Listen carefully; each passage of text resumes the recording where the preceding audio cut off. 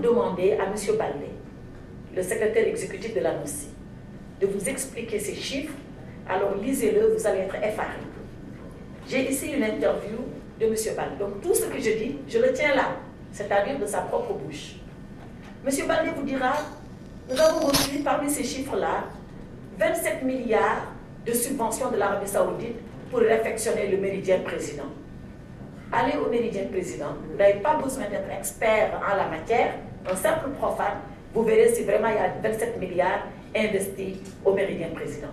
Et souvenez-vous que pour préparer le CI, Wade avait dit, je crée une nouvelle ville. Je crée une nouvelle ville qui va abriter le CI. Ensuite, il a compris que ce n'était pas faisable. Il a dit, je vais construire un hôtel, je ne sais même pas si 8 étoiles ça existe, mais en tout cas dans les parages, que ça va être ça, avec un grand centre international d'échanges et de conférences. Pour finir par quoi? Par se rabattre sur le pauvre méridien président que nous, on avait construit en 1991 pour accueillir le premier sommet de l'OCI au Sénégal.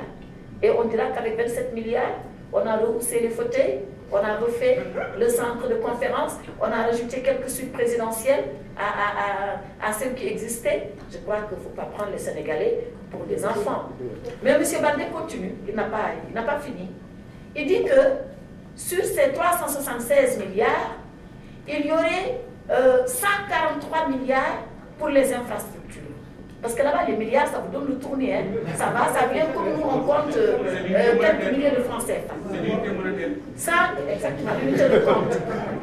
143 milliards. Et sur ces 143 milliards, il y a eu 45 milliards qui ont servi à faire la corniche. C'est-à-dire du haut de l'avenue Pétavin jusqu'après la mosquée de la divinité. Et sur ces 45 milliards, il y a à peu près une vingtaine qui ont servi à faire le tunnel de Soumbédioune. Allez à Dakar, méfiez-vous surtout de passer par le tunnel de Soumbédioune parce que tout peut arriver à ce moment-là. Alors, comment on a pu dépenser tout cet argent-là au nom du peuple sénégalais, en endettant le peuple sénégalais et dire qu'on ne donne pas de compte? Mais il y a pire. Vous vous souvenez que pour organiser l'OCI, la NOCI a loué ou a affrété un bateau qui s'appelle MST Moussika.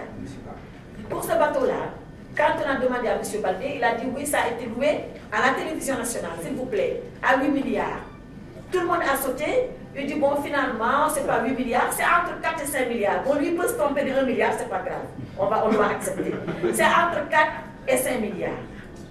Après, il dit que de toute façon, ça ne va pas trop coûter parce que les gens hébergés à bord de ce bateau doivent payer une location. Mais est-ce qu'ils ont payé? Je ne sais pas trop parce que c'est le ministère des Finances qui devait collecter la location. Mais où sont les gens qui devaient payer? Ils sont déjà rentrés parce que la conférence est finie. Voilà comment on a fait les comptes sur le MSC Moussika. Mais, Moussiba. Donc vous êtes inspiré. Oui. Alors, quand maintenant, à côté de ça, un journaliste est parti investiguer, vous savez ce qu'il a trouvé? Il a trouvé qu'au plus fort taux de la location, ce bateau n'aurait pas pu coûter plus de 600 millions CFA. Alors qu'au bas mot pour M. Baldé, c'est 4 milliards, ou 5 milliards, ou 8 milliards, c'est ça. Voilà comment, à l'annoncie, on a jonglé avec des chiffres, ou sur une phrase, on annonce ceci, sur une deuxième phrase, on annonce... Et tout ça pour finir par nous dire à la fin, et c'est ça le plus intéressant dans l'interview de Baldé, mais il ne faut pas être choqué par les chiffres de l'annoncie ou par les travaux, ce n'est que l'exécution du PAMU. Le PAMU, c'est le programme d'amélioration de la mobilité urbaine qu'on avait négocié à l'époque avec la Banque mondiale. Alors moi, j'ai sorti les chiffres du PAMU. Les chiffres du PAMU, ils sont là. C'est 94 milliards. Point final. 94 milliards. Qu'est-ce que ça représente comparé à 376 milliards qu'ils disent engagés pour le compte et au nom du peuple sénégalais? Et dans ça, il vous dira, il y a des projets qui sont privés, c'est les projets hôteliers. C'est peut-être vrai, ça veut dire que c'est les hôteliers qui construisent et qui trouvent le financement pour leur hôtel. Mais qu'est-ce que ça a coûté à l'État du Sénégal, qui a donné le terrain, qui a fait signer le bail et qui a dispensé d'impôts à ces hôteliers pendant des années? Ça, on ne le dit pas. Alors, ne serait-ce que pour ça, la NOCI doit être auditée parce que nous voulons savoir si le Sénégal s'est endetté pour abriter l'OCI. Et nous savons au moins, et ça c'est un aveu de la part du gouvernement, qu'au minimum 17 milliards ont été empruntés. Le reste qui dit que c'est des dons, on n'est pas sûr. Mais même on le croit sur ces 17 milliards. Au nom de quoi, dans une démocratie qui se respecte, 17 milliards sont affectés à une agence sans qu'aucune Assemblée nationale, aucun représentant du peuple n'ait donné son mot à dire là-dessus. Dans quel pays et dans quelle démocratie nous sommes? Voilà pourquoi l'ANOCI doit être audité et par un cabinet de référence internationale et surtout indépendant.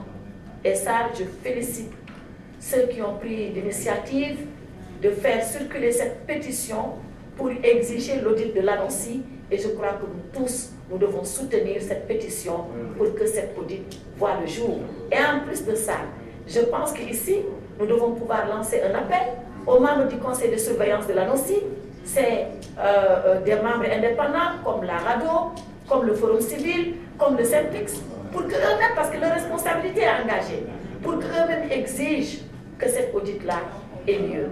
Et puis ensuite, je pense que même pour la propre quiétude des exécuteurs des projets, ils doivent accepter que cet audit ait lieu. Mais dès qu'on a posé le problème de l'audit, le président Wade s'est précipité lui-même à l'occasion du Gamou de Tivaouane pour dire non, laissez tomber ça parce que les gosses n'ont pas touché à l'argent. Mais alors, qui a touché à l'argent? C'est quand même pas nous. C'est quand même pas nous. Alors, voilà aujourd'hui pourquoi je pense que cet audit de l'ANOCI est plus que nécessaire, c'est indispensable, c'est une question de transparence. Et moi, je suis étonnée de voir parfois à quel point certains Sénégalais connaissent quand même Wade et son système. Je ne sais pas si vous connaissez Modignan. Modignan, c'est quelqu'un qui fait toujours des contributions. Mais vous savez, Modignan, j'ai une contribution ici de Modignan, mais qui date de bien des années en arrière, qui dit, vous allez voir dans quelle opacité cette agence-là va être gérée. Et il faut tout de suite exiger l'audit de l'ANOCI. Ça a quand même été un précurseur, je n'ose pas dire plus. Donc je crois que cela est d'une nécessité absolue.